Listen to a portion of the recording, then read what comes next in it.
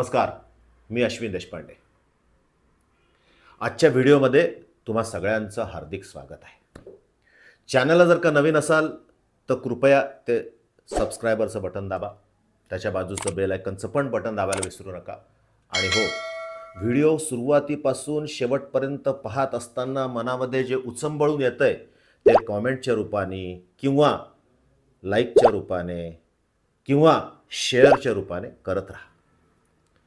जे तुम्हाला मिळालं ते तुमच्यापुरतं ठेवू नका, ते वाटा. जेवढं वाटाल तेवढंच तुम्हाला समाधान मिळेल, आनंद मिळेल. कारण लक्षात घ्या, हा जो कॉन्टेंट आम्ही अपलोड करतो आहोत, हा कॉन्टेंट प्रत्येक व्यक्ती जी आमच्या चॅनलपर्यंत येऊन पोचते त्यांच्या प्रत्यक्ष जीवनामध्ये अत्यंत उपयुक्त आहे. आणि नुसत्याच पर्सनल डेव्हलपमेंट, आत्मविकासासाठी नव्हे तर आध्यात्मिक विकासासाठी सुद्धा या चॅनलच्या प्रत्येक व्हिडिओचं तुमच्या आयुष्यात योगदान होऊ शकतं. त्याच्यामुळे आजचाच नव्हे, चॅनलवर असलेला प्रत्येक व्हिडिओ पाहण्याचा चंग बांधा. फायदा झाला तर कॉमेंटमध्ये जरूर कळवा. चला तर आजच्या विषयाकडे वळूयात. आजचा विषय आहे सतत पॉझिटिव्ह विचार कसे करायचे. आहे की नाही हे चॅलेंज? रोजच्या आयुष्यात प्रत्येक माणसाला हे चॅलेंज आहे. आपण ठरवतो, चंग बांधतो की मी अत्यंत सकारात्मक, अत्यंत पॉझिटिव्ह विचार करेन. आणि 3 ते 4 मिनिटानंतर पुन्हा त्या मनामध्ये नकारात्मकतेची द्वारं उघडून भसा केव्हा ते नकारात्मक विचार प्रवेशतात ते आपल्यालाही कळत नाही.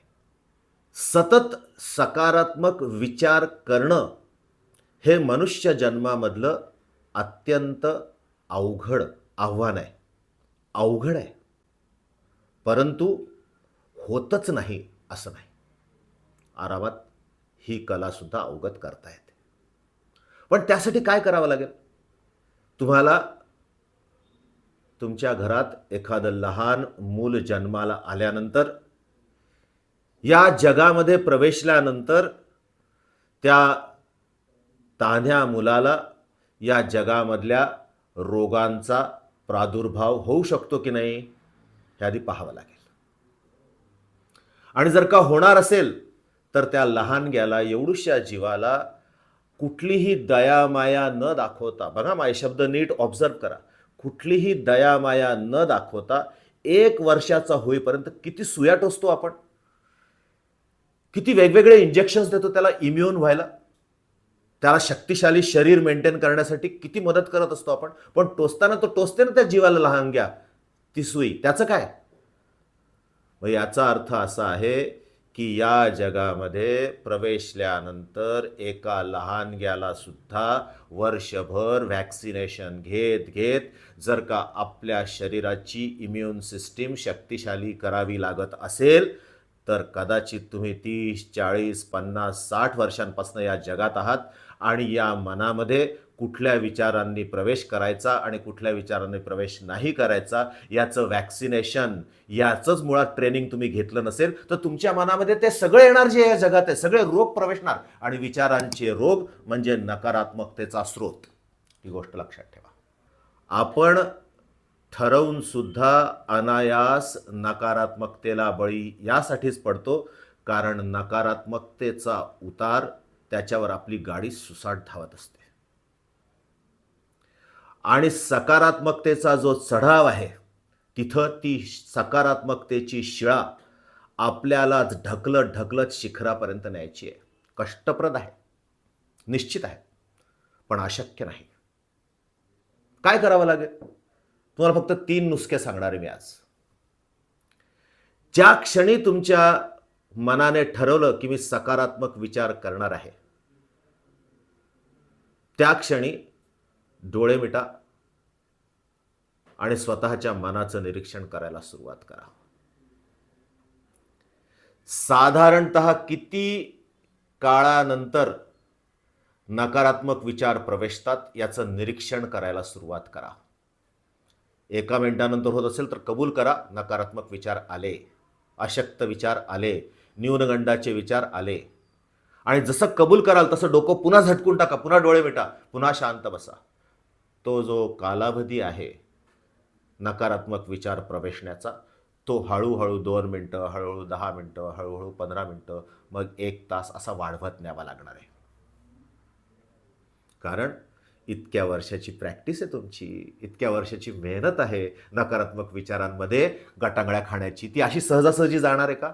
नाही. थोडा संयम ठेवावा लागेल, थोडा संकल्प ठेवावा लागेल, थोडी शक्ती आणावी लागेल आणि सकारात्मक विचार करत असताना सकारात्मकतेचे विचार कशाचे करायचे ते पण ठरवावं लागेल. माझ्या एका सेमिनारमध्ये 50 माणसं बसली होती. मी त्या लोकांना सांगितलं की बाबांनो, तुम्हाला प्रत्येकी जोड्या 25 तयार करायच्यात, एकमेकांसोबत बसायचं आहे आणि पहिल्यांदा ए बोलेल, दुसऱ्यांदा बी बोलेल आणि जेव्हा ए बोलायला सुरुवात करेल तेव्हा त्याने सलग 5 मिनिटं पॉझिटिव्ह विचार मांडायचे आहेत. 5 मिनिटं झाले, 10 मिनिटं झाले, 15 मिनिटं झाले, मी वाटच बघतोय, कोणीच बोलायला तयार नाही. 25 जोड्या स्टँड स्टील, शांत. मी विचारलं काय झालं?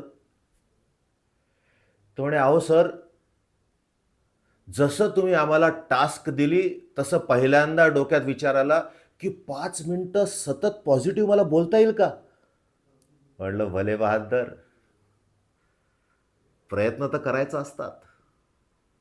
प्रयत्न करून अपयश मिळवणं केव्हाही चांगलं, प्रयत्न न करता हातावर हात ठेवून बसण्यापेक्षा, हो की नाही?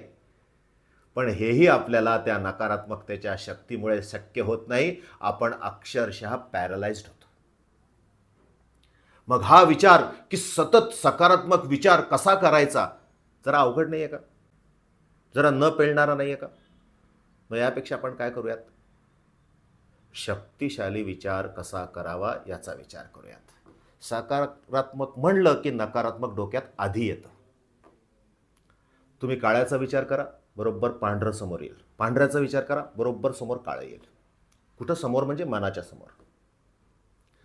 आपलं अचेतन मन जे काही आपल्याला काढून देतंय ते आपण सराव करून करून स्वतःला एक्सपर्ट बनवलेलं असल्यामुळे तेच काढून देईल जे इतके वर्ष तुम्ही प्रॅक्टिस करत आहात. मग सकारात्मक विचार करायचं म्हणलं की आधी काय देणार? ते नकारात्मक विचार देणार.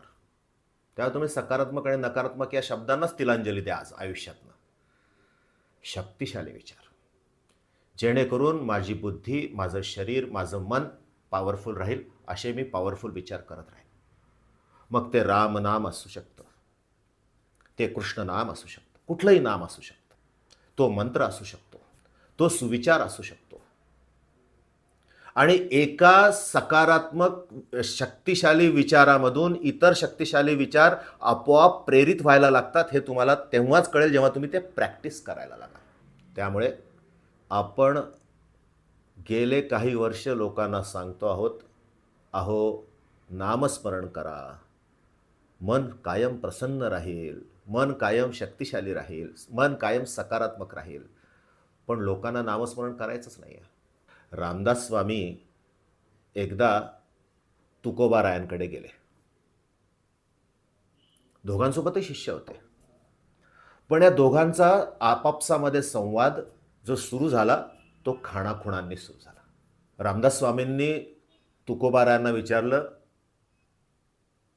फक्त एवढंच विचारलं, म्हणजे नामस्मरण कसं चालू आहे? तुकोबारायांनी असा हात नेला उलटा. प्रत्युत्तर म्हणून तुकोबारायांनी रामदास स्वामींना तेच विचारलं. रामदास स्वामींनी हात उलटा नेला. सत्संग, जागरण, संतांच्या सोबतच्या इतक्या मीटिंग्ज आपण करतो, म्हणायला रोज पूजा करतो, म्हणायला हवन करतो, म्हणायला पूजा पाठ करून पारायण करतो, म्हणायला आपण गीता पठण करतो, म्हणायला आपण 1000 गोष्टी करतो, पण मनातला नकारात्मक विचार नामक जंतू काही नष्ट होत नाही. का बरं? कारण आपण मनापासून ते करतच नाहीये. अचेतन मन ते करत राहतं, जागृत मन भटकत राहतं. म्हणून दुसरा उपाय काय माहिती आहे? सतर्क व्हा, जागृत व्हा आणि नामस्मरण मी शक्ती मिळवण्यासाठी करतो आहे हे स्वतःला वारंवार सांगत राहा. बहु थकले आणि गेले, पण नामस्मरण न जाहले प्रत्यक्ष, ही या देशाची गाथा आहे. आपल्याला सकारात्मकता हवी आहे का? आणि सकारात्मकता म्हणजे पानसट अळणी जर का वाटायला लागली आणि नकारात्मकता जर का मसालेदार वाटायला लागली तर तुम्ही मसाल्यांच्याच आहारी जाणार ना. सीधी सी बात आहे.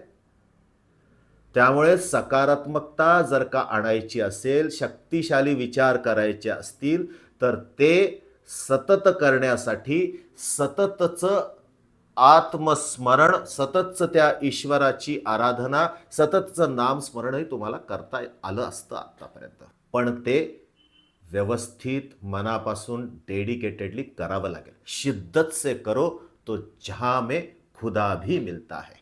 पण आपण या माणसांच्या दुनियेत हरवलेलो आहोत आणि या माणसांच्या दुनियेमध्ये नकारात्मकता प्रत्येक कणाकणामध्ये भरलेली आहे सध्या. बाहेरची परिस्थिती आपण नाही बदलू शकत, पण अंतस्थ परिस्थितीत आपण बदलू शकतो की नाही. आपल्या मनात आपण काय विचार करायचा हेही जर का बाहेरची दुनिया ठरवायला लागली तर मनुष्य जन्म व्यर्थ जाहला. म्हणून बाह्य जगाचे विचार मी घेणार नाही. मी स्वतः शक्तिशाली विचारांना उत्पन्न करू शकतो, जन्म देऊ शकतो आणि त्याच्यावर खंबीर राहत दिवसभर मी व्यवस्थित शक्तिशाली विचार करू शकतो. या हळूहळू टाईम स्पॅन वाढवत, जेव्हा तुम्ही ही वेळ वाढवत वाढवत 2 तास 3 तासापर्यंत पोचाल ना, हळूहळू तुम्ही 24 तासापर्यंत पोहोचू शकता. माझ्याकडनं लिहून घ्या. दर क्षणाला शक्तिशाली विचार करूया. प्रत्यक्ष जीवनामध्ये या शक्तीचा संचार होतोय याची खात्री करूया. आयुष्य सोपं करूया.